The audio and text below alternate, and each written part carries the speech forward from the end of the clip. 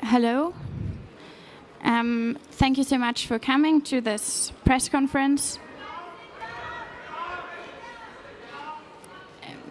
Maybe some of the people in the front want to sit down. Cool.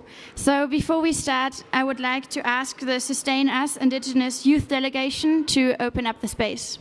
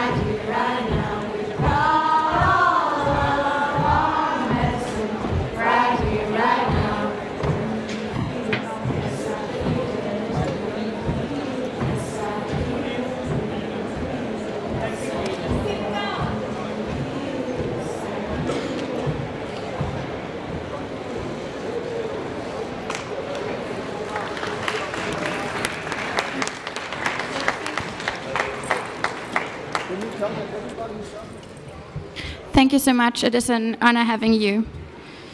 My name is Luisa Neubauer. I'm with Fridays for Future Germany, and I will moderate today's session. We are honored, Greta and me are honored to have such an incredible group of people with us today. Thank you so much for listening to all of us. Greta, it's your turn. Yes, so we have noticed there's some media attention, and we thought then it is our moral duty to use that media attention.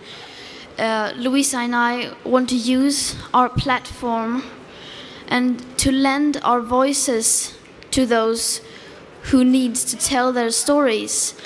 So me and Luisa will not be speaking today. Instead, we will let others speak. We are privileged, and our stories have been told many times over and over again. And it is not our stories that needs to be told and listened to. It is the others, it is the people, especially from the global south and from indigenous communities who needs to tell their stories. Because the climate emergency is not just something that will impact us in the future. It is not something that will have an impact on children living today when they grow up. It is already affecting countless of people today. People are suffering and dying from it today. So that's why we have created this event to hope that it will be some kind of platform to share the stories that needs to be shared. Thank you so much, Greta. So for that, we invited 6 former youth activists from around the world to share their stories, and we thank you for respecting them and listening to them very carefully. We are very privileged to be surrounded by such incredible people, and to start off, I would like to invite Carl and Zacharias from the Marshall Islands. It is an honor having you. It's your time to speak. Yahweh and greetings from the Marshall Islands. Before I came to Madrid, exactly 2 weeks ago, I experienced 16-foot swells that forced 200 people from their homes. Not only do we have inundations, but we also have the dengue fever epidemic, the flu. And I know just recently, our Pacific neighbors in Samoa are fighting the measles that took 70 lives, 30 of which are children under the age of 4. These are illnesses linked to and made worse by climate change. We've been told that if we want to stay in our islands, we'd have to adapt and elevate, and with migration as the only plan B. We're having to deal with these issues that we in the first place did not create. And may I remind you, the Marshall Islands' contribution to climate change is only 0.00001% of the world's emissions. This is why our country is pushing for a social media campaign called Mad for Survival, and we encourage everyone to join in. My home is only 2 meters above water.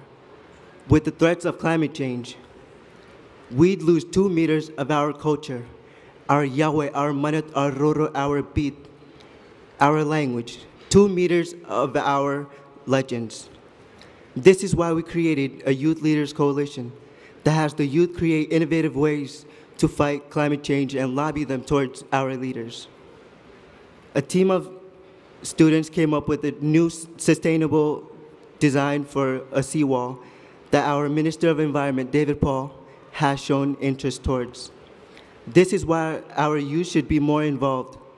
When you are in trouble, you find new solutions to face it. And our youth has proven to do so. This is why I'm here, to represent them and their ideas, to be a part of the generation that's going to end the fight against climate change, to voice out the reality of the future that the Marshall Islands is facing, to tell you that we don't want to lose our only 2 meters. Thank you.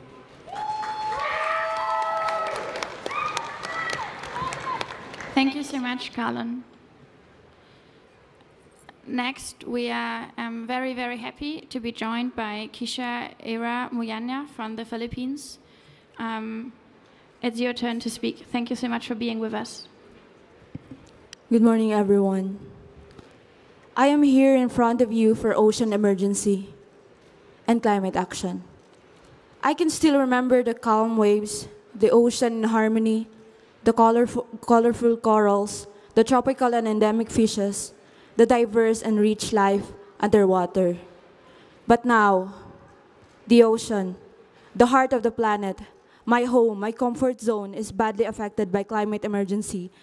And the comfort zone that I once knew, the playground that I once knew, is not the same anymore.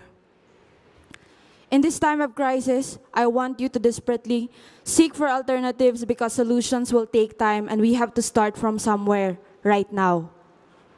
Living in one of the most vulnerable countries to climate change, surrounded by water where 45% of the population depends on marine resources to thrive and survive. As the global center of marine biodiversity, we have a lot to offer, but what happened now? We have massive decline of fisheries catch, inevitable sea level rise, with rising of temperatures badly influencing marine wildlife and blue habitats, saltwater intrusion, massive drought, including drinking water shortages, and food security. Give us the very reason to take heed of all this and from there create a wholesome and real action. Sadly, the most vulnerable nation to risk this climate change, according to Global Peace Index of 2019, is none other than my very own country, the Philippines. 47% of the population is in regions highly exposed to climate risk, such as floods, tsunami, tropical cyclones, drought, and earthquakes. 971 million people at risk undergoing extreme weather events and peacefulness breakdowns in the impending decades. These environmental concerns can indirectly increase the likelihood of violent conflict, through livelihood stability and security, resource availability, and even migration.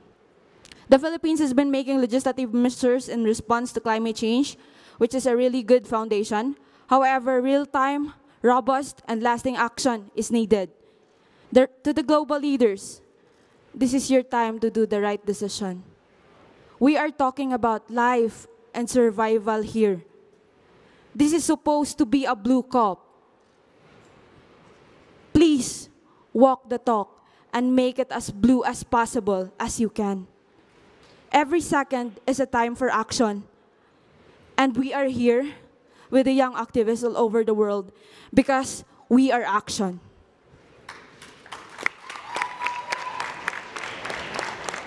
Thank you so much, Kisha. We are inviting next to speak Ashok Makichan from Moscow, Russia. Thank you so much for joining today. A year ago, I didn't know anything about climate crisis, and now I am spending all my time trying to do something. And next Friday will be my 40 week, and 41 week I will have a trial for peaceful protest on October 25. Yeah, most likely I will be arrested for a few days, but it's not important. A year ago, Greta Thunberg said in her speech that our house is on fire. Everyone thought that it was a metaphor. But then, during the summer, whole Siberia were burning, rainforest of Amazonia, Congo. It was not a metaphor, it was real. You have seen everything: extinction of species, floodings, hunger, and death. Is it not enough for you?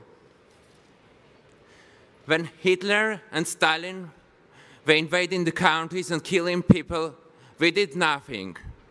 When Hitler invaded Europe, we did nothing. Then he almost invaded the whole world. Then people stopped him. Not countries, guns, tanks, but people, for their children's sake. Why I am an activist? It's not because of my future. It's because there are pure, wonderful girls and boys. They deserve a future. They deserve a better world. I am from Russia, where everyone can be arrested for anything. But I am not afraid to be arrested. I am afraid not to do enough. And I think, and I believe, that we can change everything, because behind us there are millions of people. Behind us there is a science, and activism is a solution. I started climate strikes, single strikes, and I was alone. Yeah, but I never been alone. And now I am not alone even in Russia. We are not going to give up. We're getting stronger by the hour, because we have to do stronger. But we need your help. You need everyone's help. Because, yeah, we're watching you, but we're helping you. So please, act now.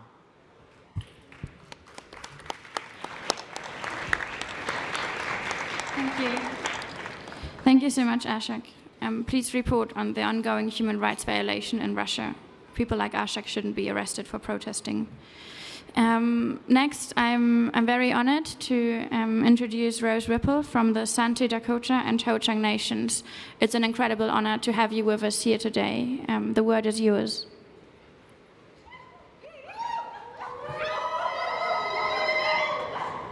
I remember the sunshine on my skin as I stood at the headwaters of the Mississippi River, the drinking source for over 18 million humans. Here in Minnesota, I joined other indigenous youth to prepare for our month-long canoe journey through our stolen ancestral homelands. We paddled to raise awareness of the Line 3 tar sands oil pipeline that threatens to devastate our communities. We dipped our cupped hands in the river, sipping the clean water. This is the same sacred river where my Dakota ancestors have been harvesting our sacred manumin for thousands of years. This river is important and sacred, not only to my ancestors, but for my people still to this day. We happily canoed down this river for weeks, smiling and laughing, sharing our dreams for a fossil fuel world. Soon after, everything changed. Things were darker. The sky, the water, the air. Our group came underneath the shadow of a factory looming over our lands like a nightmare. Our sacred waters were sick, our hope melting into despair, and it was then that we took action. In a historic case against the pipeline, we came together as youth to intervene with 5 other tribes to fight for justice. Although we fought for our river, begged them to leave our waters and lands alone, to say no to the Line 3 pipeline, it wasn't enough. The pipeline was unanimously approved. We have been fighting these extractive projects through the US court system, but this colonial institution continuously values corporate profit over indigenous lives. Today, this injustice and my hope are the fires that have brought me to this room. Hamitakiapi, Rose Whipplemakiapi, Santi Hamataha. Hello, my relatives. My name is Rose Whipple, and I'm 18 years old. I am attending these global negotiations with the first ever Sustainus Indigenous Youth Delegation from the United States. We're here to share these stories, to share our prayers, and bring a frontline fight to the halls of the United Nations. Our people come from many different lands, waters, and cultures, yet each of us are here together, calling on the strength of our ancestors to remind us of our commitments to future generations. Our movements for the protection of our sacred sites and lands sound like Protect Mauna Kea, No Shasta Dam raised in California, Stand with Bears Ears in Utah, and Demilitarize Guam. Our movements for our waters sound like Stop Jordan Cove in Oregon, Save Bristol Bay in Alaska, No Keystone XL pipeline, and no DAPL expansion across the Great Plains, and especially no Line 3 pipeline in Minnesota. The climate crisis is more than a discussion about a 1.5 degrees Celsius. It also looks like stolen and caged children at the US-Mexico border. It looks like missing and murdered indigenous women. People are dying. Indigenous land defenders are being murdered. The climate crisis is a spiritual crisis for our entire world. Our solutions must weave science with spirituality and traditional ecological knowledge with technology. Our movements must be bigger than recycling and braver than holding signs. It is up to each and every one of us to build movements that center the rights of indigenous peoples, healing and justice for the next 7 generations. It is time for us all to reconnect with Mother Earth. It is time to remember how to listen to her, to guide our climate solutions. Destroy white supremacy.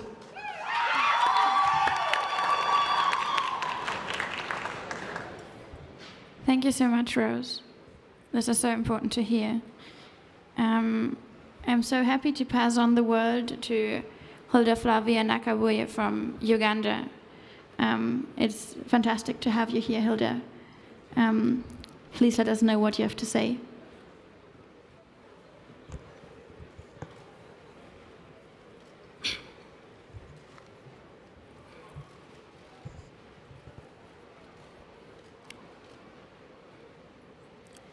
When I see the impacts of the climate crisis, especially in Africa and in particular Uganda, where I come from, many questions come to my mind.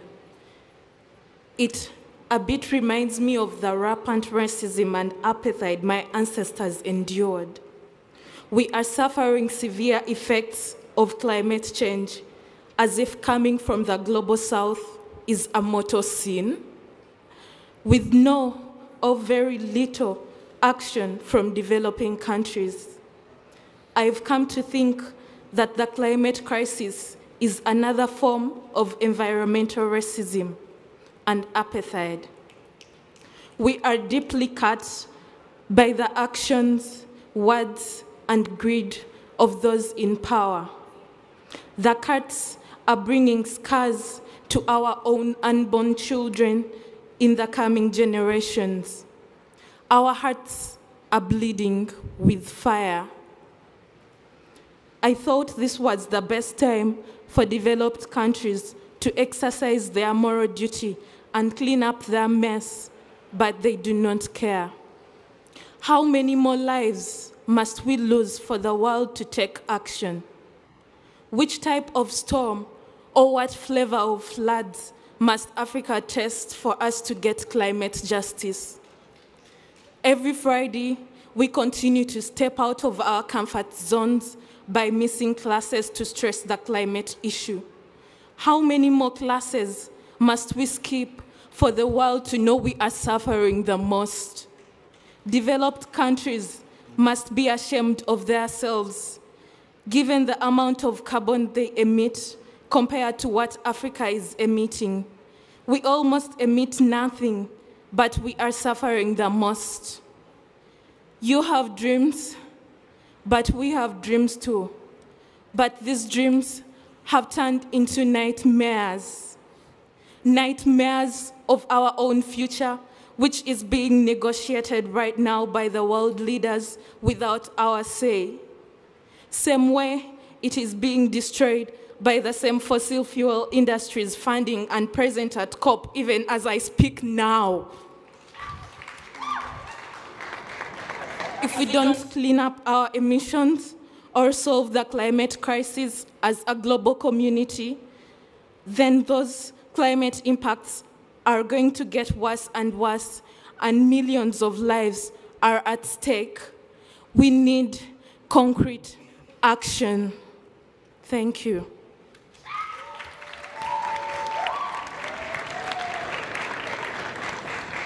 Thank you so much, Hilda. Please think about her words. And finally, we are incredibly happy to have Angela Valenzuela from Chile with us, the country where we should be speaking now, actually. Thank you so much for coming to us to hear this panel today, Angela. Thank you so much for representing Chile here.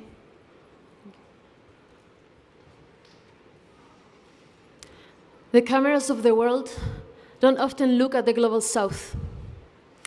In the case of Chile, since COP25 was suspended in Santiago, most mainstream media forgot about us. Millions of people marching on the streets for a dignified life. It's not about 30 pesos. It's about 30 years of democratic governments that failed to protect us and to listen to our demands. Chile woke up. We said enough. We can't sustain a system that sacrifices people and drives the climate crisis for the benefit of a few. As a response to the unrest in Chile, the government declared a state of emergency.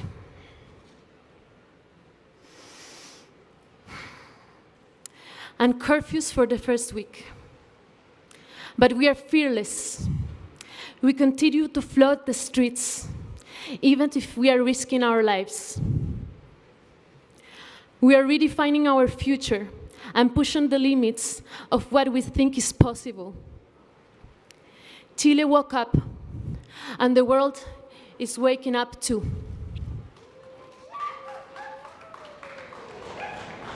It's outrageous to arrive at COP in Madrid and see how the Chilean government cleans its image with empty words while committing human rights violations every day. This must stop now. How can we even think about ambitious action, ambitious climate action, when the governments this government is spreading fear, shooting, and blinding the eyes of people protesters. In order to address the climate crisis, human rights must be protected. While countries congratulate each other for their weak commitments, the world is literally burning out. We only have few years to stay below 1.5 degrees of warming. We are clear on what needs to be done. The solutions are simple. We lack the political commitment. Over the last week of negotiations at COP, governments are discussing the wrong thing. Instead of talking about how to transition from fossil fuels, COP25 is focused on finding elaborate ways for rich, industrialized countries to be able to carry on polluting while pretending not to. As we know well in Chile, neoliberalism is a dead cult. As we know from past attempts, the market will not save us from the climate crisis. In fact, the opposite. The conversations that governments should be having are actually about the real current impacts of climate change that communities around the world are facing, like my friends have described now. People are already dying in the climate emergency, and these communities need support. But again, it seems that some lives matter more than others. The rich and powerful seem happy to sacrifice our communities in the pursuit of profit. So here at COP, back in Chile and around the world, people will continue to rise against governments that do not represent us. Our lives are not up for negotiation. Our planet is not for sale.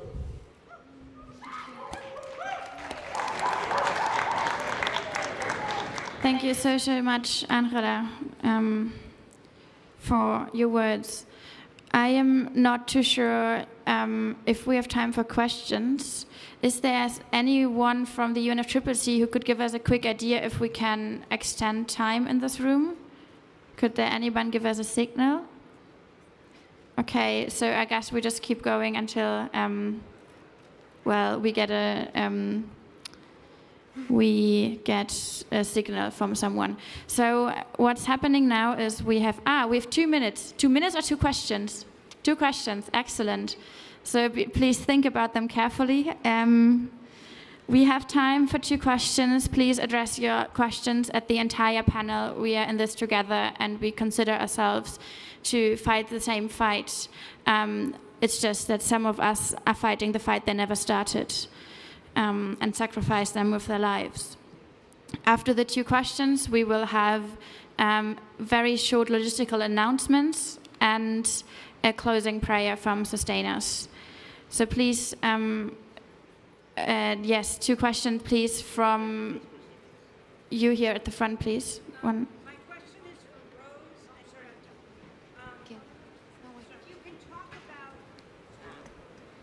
Hi, I'm Amy Goodman from Democracy Now! My question is for Rose and for Greta. You opened the conference with indigenous youth. Greta, you've traveled the world and the United States, and you've gone to the Standing Rock Reservation, the Pine Ridge Reservation. I wanted to ask you why indigenous resistance is so important to you. And Rose, if you can talk about what you're demanding of the US government now.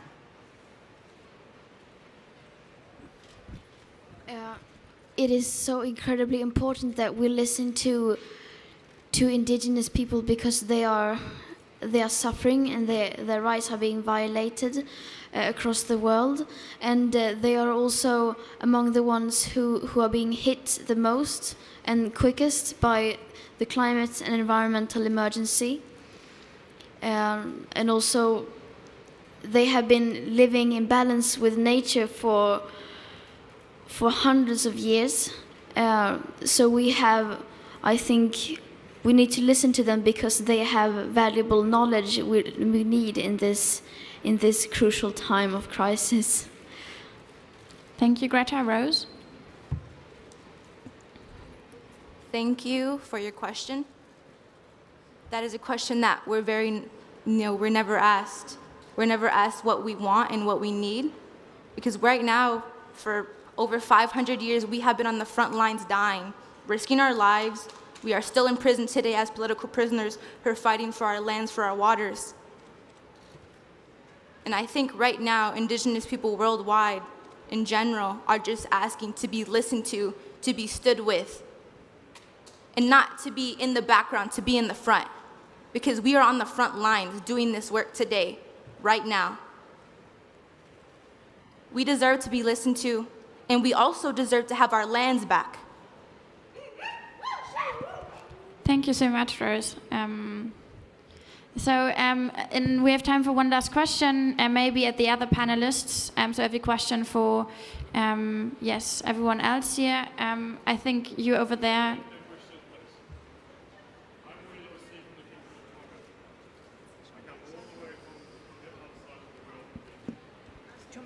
Yes, please. We face the climate crisis. We are above 1 and 2 meters. Okay, let me start again. I have been asked. I'm Willie Losi, the Kingdom of Tonga. May I take this opportunity to speak on the behalf of the children of the ocean. That's our voices. This is real. The crisis is real. We are on the forefront of it. Whatever you're doing on this side of the world, we are 1 meter and 2 meters. We are the second vulnerable to any natural disasters. If the Arctic keeps melting, we are sinking. The 100,000 years of history of our ocean, we're going to go down. And let me clarify this with Professor Ebeli Hawafa, one of our great sociologists. The ocean does not divide us. It's uniting us. Our voice is very simple. We talk on humanity, on kindness and love. For the policy makers, we face the crisis, real crisis. It's not something that you can dreaming about. You cannot see that.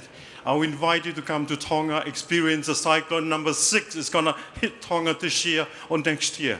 See if you may be able to see the reality of what we have. But that's my kindness invitation for all of you. And I speak on behalf of my son named Aliki Wilson Lucy. He's 12 years old. All of us want the best for our children. We're all one on one of this. And I salute to you, Greta, for what you're doing. It's make the world take action on the right way. And may you have our blessings to keep doing what you're doing. Si o tatua o whātu. Mahalo apito. Thank you for sharing your message. Do we have time? No more, okay, no more questions. But good news. There's the possibility to ask the panelists for interviews. We have press people. Could you wave your hands? There's Daniel. The press people from the Youth Climate Movements. There's Daniel. There is Leonie. There is Rashika Masaya, and then there is Eric, who will be outside to coordinate any interviews you might have with Carlin, Keisha, Ashak, Rosehilde, and Angela. And for us, there is just 2 announcements to remain. One is there will be a Fridays for Future action happening at 12 o'clock outside Hall 4, a human chain. Please join us. There's also a press conference happening at the Social Summit at 12 o'clock today. And Greta and me are inviting for a second press conference tomorrow, for which the date and time will be confirmed. We also invite you to join us there.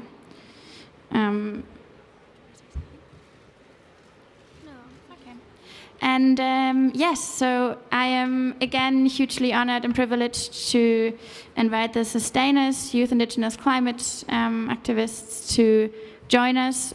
Please let us respect this time. We need to close the space together. Thank you so much for coming here.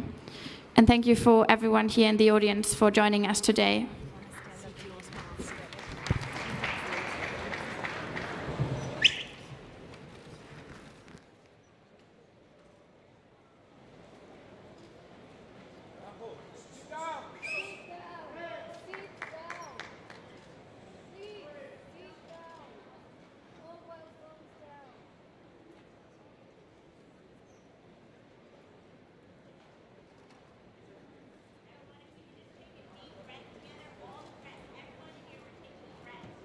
Here, inhale. Inhale. And exhale. Exhale. Thank you. I want to pray for all of you. I'm going to pray in my native tongue because I think that's really important. Yeah. So I just wanted to pray for Hello, my name is Big Win. I'm from the Wind River Reservation in Wyoming in the United States, and I'm going to be praying in my native language for our people, for the climate, for the waters.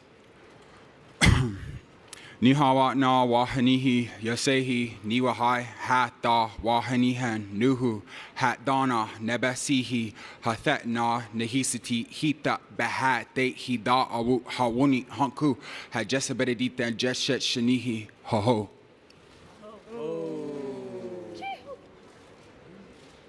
Thank you. If I make one last announcement, we invited you to come here to talk about the stories that aren't heard. So please write about them, report about them, that are the people that need to be heard. Greta and me, we've shared our stories. We need to face the stories, the real stories of people struggling every day in a fight they've never started. Thank you so much for taking this seriously and respecting us. Thanks.